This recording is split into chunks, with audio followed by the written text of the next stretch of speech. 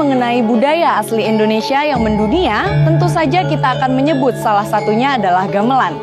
Tak salah lagi karena gamelan sudah terkenal dan sudah dipelajari oleh masyarakat internasional. Pemirsa, saya Dila Fadiela kembali hadir menemani Anda, apalagi kalau bukan di program acara Temurun.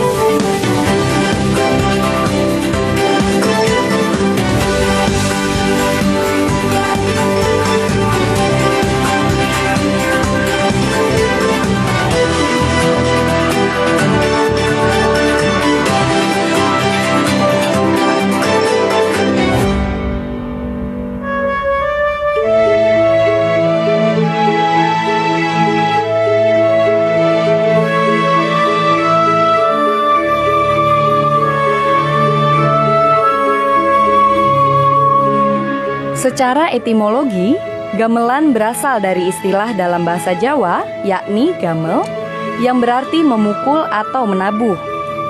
Alat musik gamelan tidak hanya satu alat semata, namun berupa himpunan yang umumnya menonjolkan demung, saron, eking, gambang, kendang, dan gong. Kesenian gamelan memang berasal dari Pulau Jawa. Seiring perkembangannya, lalu muncul beberapa jenis gamelan di Indonesia, seperti gamelan Jawa, gamelan Sunda, gamelan Bali, gamelan Lombok, dan gamelan Banjar.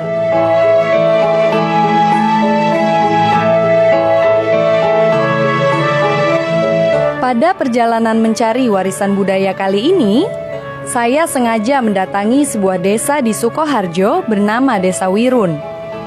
Konon, di sini banyak terdapat pengrajin yang sudah sejak dulu membuat gamelan secara turun-temurun. Pemirsa, hari ini saya sudah ada janji temu dengan salah satu pengrajin gamelan tersohor di wilayah Sukoharjo. Namanya adalah Mas Andi, putra dari Empu Sanjoyo dari Panji Gong Agung Hardo Rekso Wiguno. Empu Sanjoyo ini pernah mendapatkan penghargaan Upakarti dari mantan Presiden Soeharto. Wah, pemirsa pasti penasaran kan? Mau tahu bagaimana ulasannya? Tetap ikuti saya.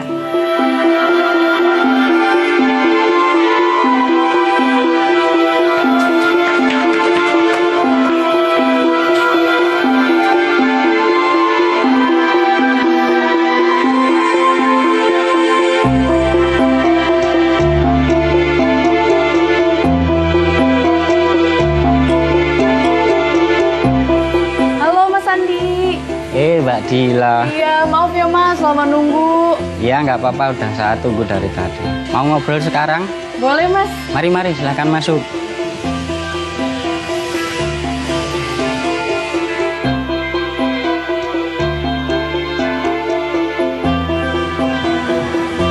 Mari Mbak Dila, silakan duduk. Iya, makasih.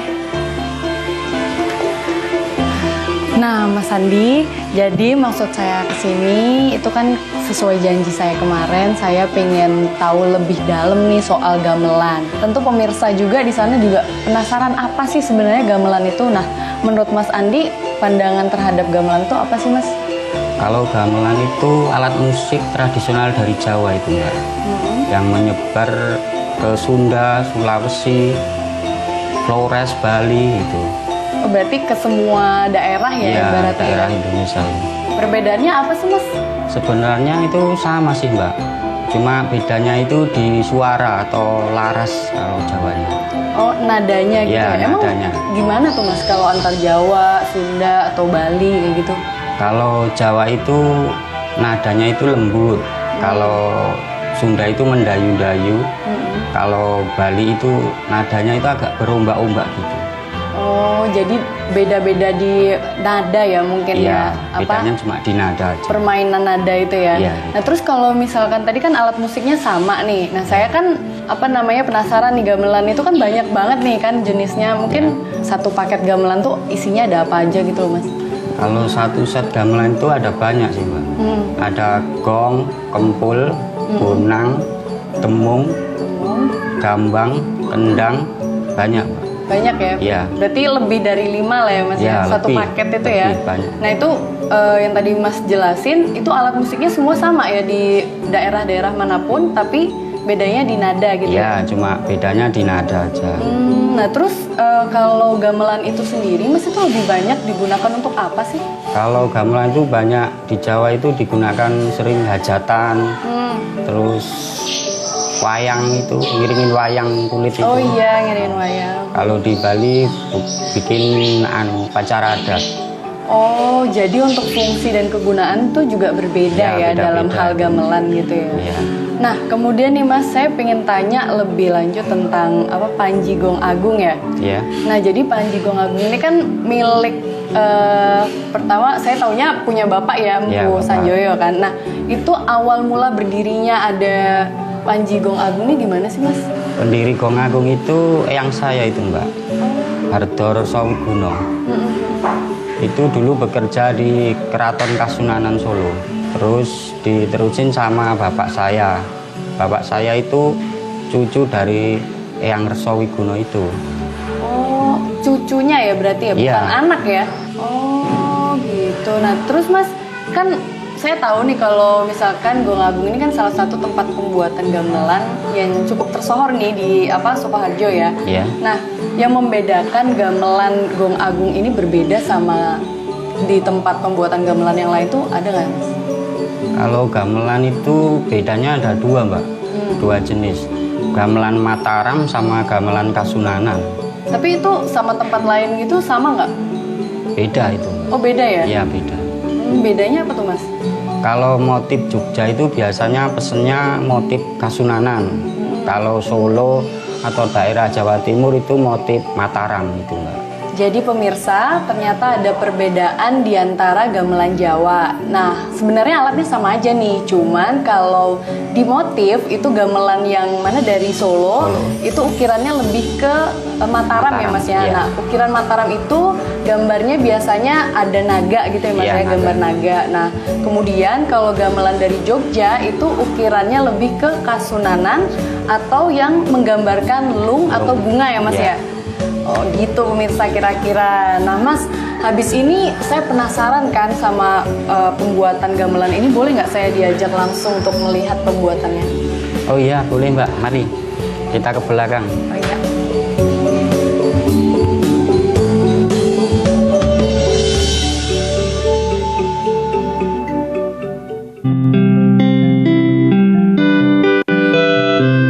Desa Wirun Kabupaten Sukoharjo memang terkenal di seantero dunia sebagai kabupaten pengrajin gamelan.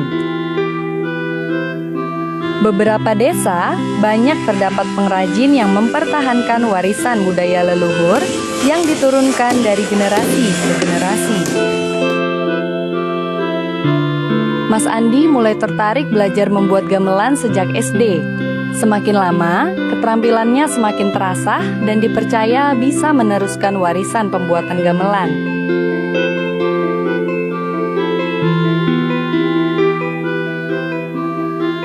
Nah, di sini Mbak tempat workshop kami atau orang pengrajin itu bilangnya besalen. Besalen ya, jadi Iya. ini semua tempat pembuatan gamelan ya? Tempat macam-macamnya di sini pembuatannya. Oh, nah terus yang sekarang ada di depan kita ini lagi ngapain nih Mas? Ini proses ngelaras gamelan, Ngelaras gamelan ya? mencari nadanya gitu. Oh, jadi ini udah tahap finishing lah ya ibaratnya. Ya, hampir selesai. Hampir selesai ya. Nah, emang kalau tahap awal dalam proses pembuatan gamelan itu apa sih, Mas? Proses atau tahap awal itu pemilihan bahan baku, habis itu peleburan, Mbak. Berarti bahan baku yang utama nih apa nih? Bahan bakunya itu tembaga sama timah itu, Mbak. Tembaga sama timah ya? Ya. Perbandingannya itu tembaga 10, timah 3.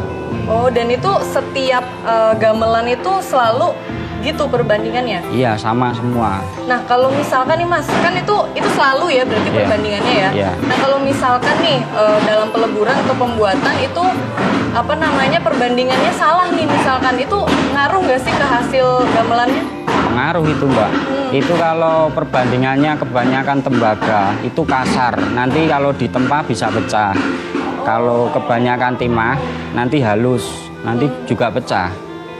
Itu kalau kecampuran kuningan itu, kuningan atau krom, itu bisa rusak, nggak bisa ditempa itu. Berarti kalau misalkan udah seperti itu, udah nggak kepake Mas? Udah nggak bisa itu, Mbak. Harus dari awal itu pemilihannya harus benar-benar tembaga sama timah harus murni itu.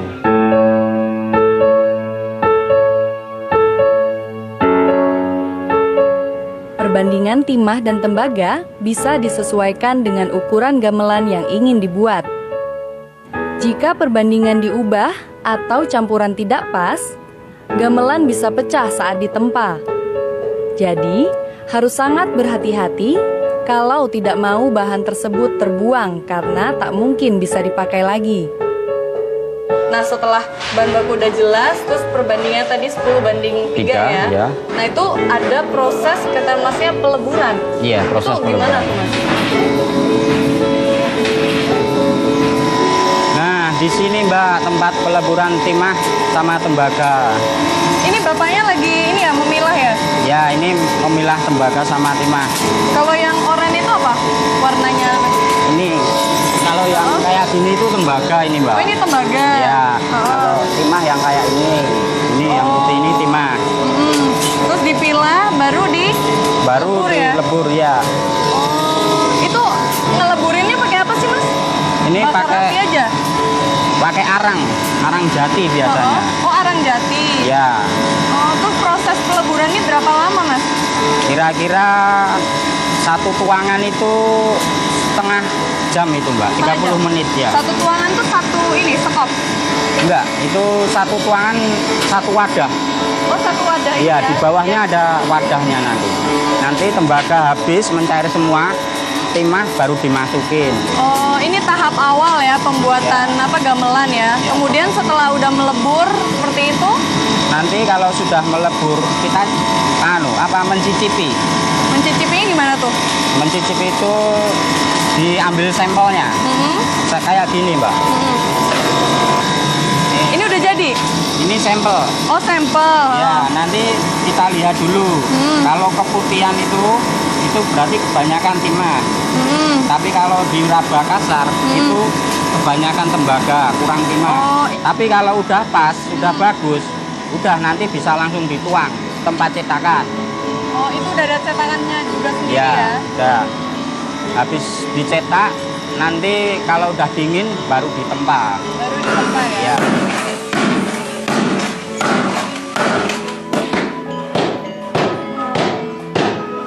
Ini proses selanjutnya ya, Mas ya? Ya, setelah peleburan, nanti di sini, Mbak, kita proses pertempaan. Jadi setelah tadi peleburan tuh Iya. kan ada cetakan gitu ya? Ya, nanti dituang ke cetakan. Setelah jadi kayak gini, Mbak. Kayak gimana? Kayak gini. Oh, yang ini. Ya. Ini jadinya apa, tipis kayak gini? Ya, tipis. Kemudian Nanti dibakar di situ. dibakar di situ. Oh, ini proses pembakaran juga ya? Ya, proses pembakaran. Nanti setelah dibakar sampai merah itu baru ditempa di sini. Tidak sembarang orang bisa membuat gamelan dengan baik. Pembuatan gamelan memerlukan kerja tim yang solid dan tidak mudah. Para pengrajin ini hanya dibantu dengan palu dan dibutuhkan tenaga serta ketelitian untuk setiap satuan gamelan. Kobaran bara berwarna merah yang terkadang membumbung tinggi membuat hawa di dalam ruang meningkat dengan cepat. Selanjutnya nih Mas, proses apa sih setelah penempaan ini? Kalau sudah selesai penempaan, kita proses penggilapan. Penggilapan. Ya, Oh, kalau gitu kita langsung ke proses penggilapan ya, aja ya? silakan.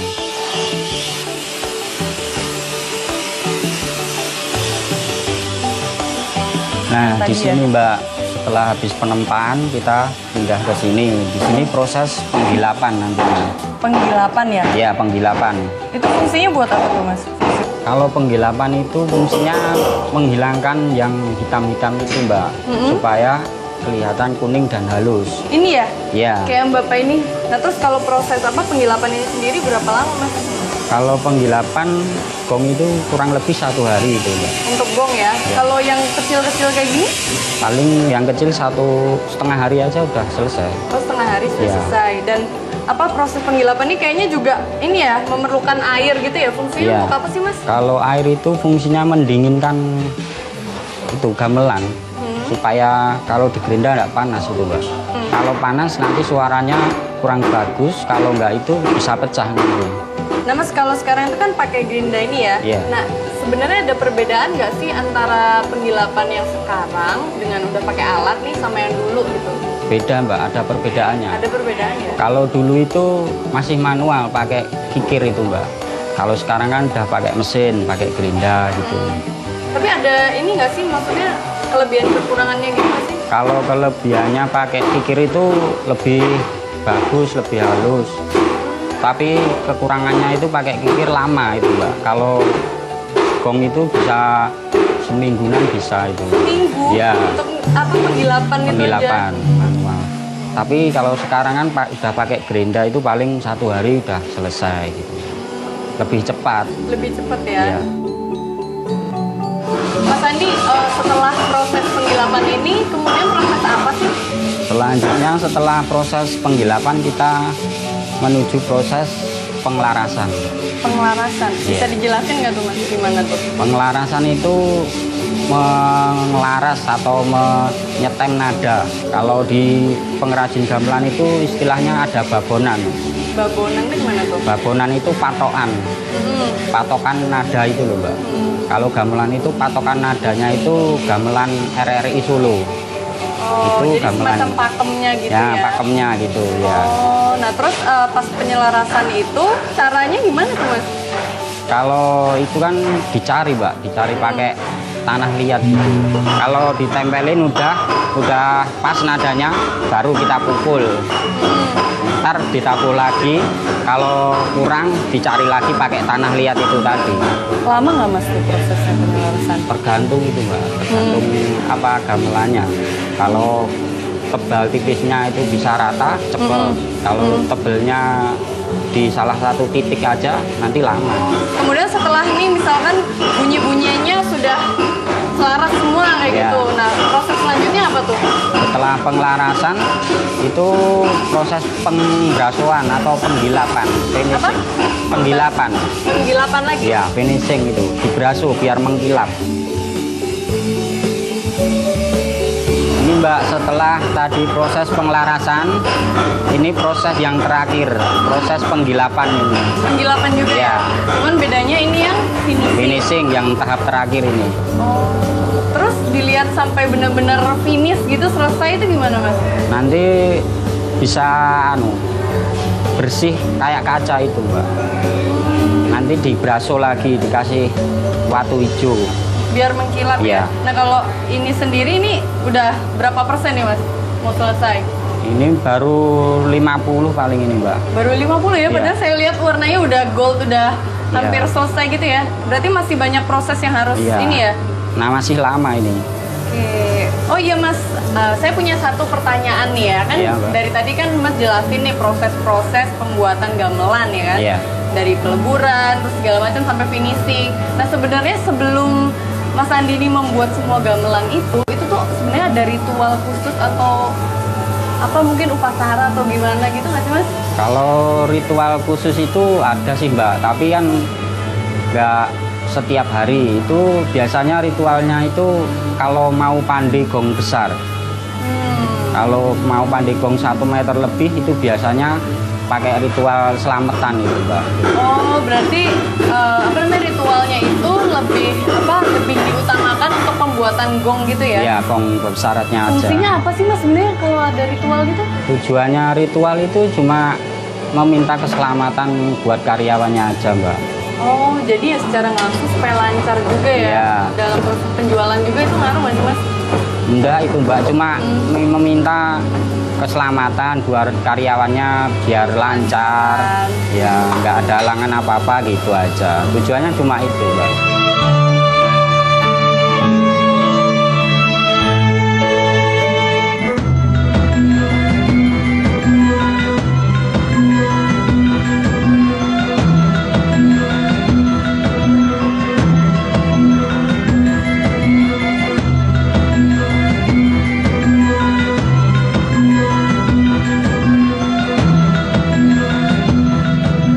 Sandi, kan Ya. tadi saya udah mengikuti semua proses pembuatan gamelan ini ya. Ya.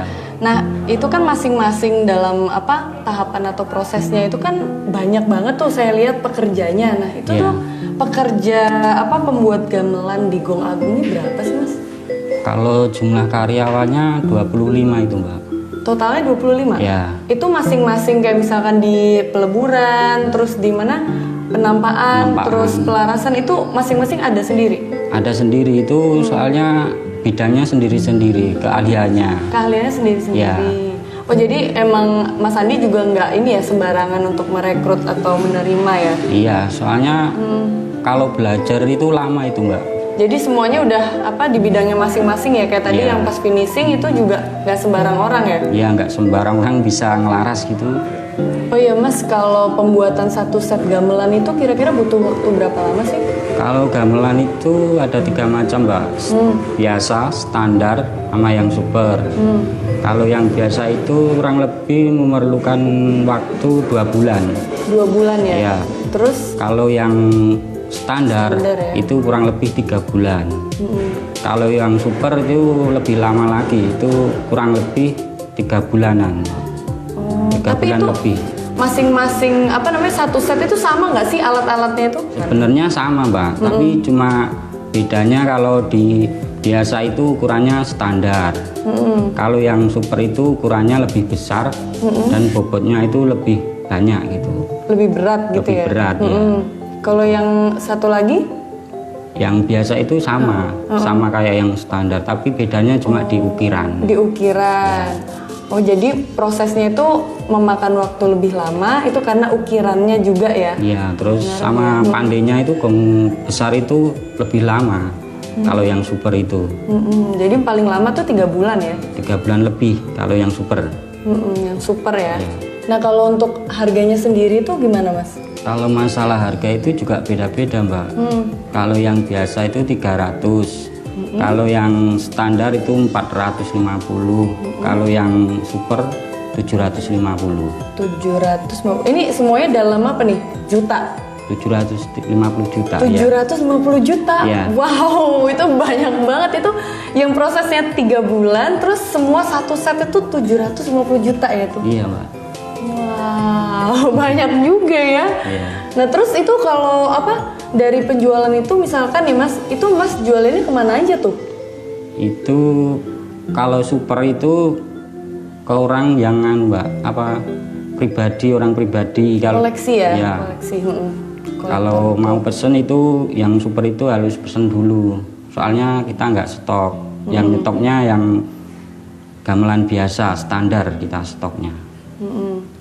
Kemudian ada lagi nggak misalkan apa kalau di sini itu emang udah ada pembelinya sendiri atau gimana sih sistemnya kalau di sini? Kalau di sini setiap hari bikin, Mbak, stok terus. Oh nyetok terus ya Ya, pokoknya. stok terus, nanti kadang ada yang langsung ke sini gitu. Kadang ya lang telepon gitu, kirim. Terus Gitu. apa jualannya itu juga mulut ke mulut aja atau mungkin dari media sosial kayak gitu Mas? Enggak, Mbak, cuma Enggak. biasa dari mulut ke mulut Dari gitu mulut aja. ke mulut Ya. aja. Terus rata-rata pembelinya tuh dari mana tuh? Itu biasanya ya dalang-dalang, terus dari Bali itu udah langganan semua, udah tahu semua itu, Mbak. Sampai internasional gitu pernah nggak Mas sampai ngirimin ke luar negeri gitu? Iya, pernah kemarin ke Korea, terus Malaysia. Ke Malaysia Ya, juga. kalau Malaysia sering itu, Mbak. Ternyata peminatnya juga banyak ya di situ ya. Iya. Terus kalau kesusahannya sendiri nih Mas, ada nggak sih? Kalau kita nggak susah, Mbak, dalam penjualan, Mbak. Kita susahnya itu dalam hal bahan baku. Bahan bakunya sering telat kalau di sini. Tapi selama penjualan itu nggak pernah ada masalah ya? Nggak ada kendala itu. Wow, pemirsa, ini nih hebatnya Panji Gong Agung ini ya. Ternyata dalam penjualan pun itu nggak perlu melalui media sosial atau promosi yang aneh-aneh, malah justru mulut ke mulut aja pembeli datang sendiri ke sini ya. Iya. Luar biasa banget loh Mas, keren loh. Nah yang terakhir nih Mas, harapan Mas Andi nih sebagai generasi penerus atau anak muda itu apa sih terhadap warisan budaya gamelan ini? Harapan saya sih kepengennya banyak anak muda sekarang banyak belajar gamelan gitu loh Mbak. Soalnya gamelan itu udah banyak yang nggak tahu gitu. Hampir Kepengen punah. saya ya biar melestarikan budaya Jawa gitu. Amin, semoga semakin banyak ya Mas anak-anak yang terinspirasi juga sama Mas Andi atau enggak jadi pengusaha gamelan malah ya. Mas Andi terima kasih banyak ya untuk hari ini, pokoknya sukses terus dan semoga Gong Agung lebih banyak dikenal orang. Nah pemirsa, tak terasa sudah seharian nih saya di sini. Saya pamit undur diri, jangan lupa untuk terus saksikan Temurun di episode selanjutnya karena hanya disinilah ulasan tentang kebudayaan leluhur dipertahankan.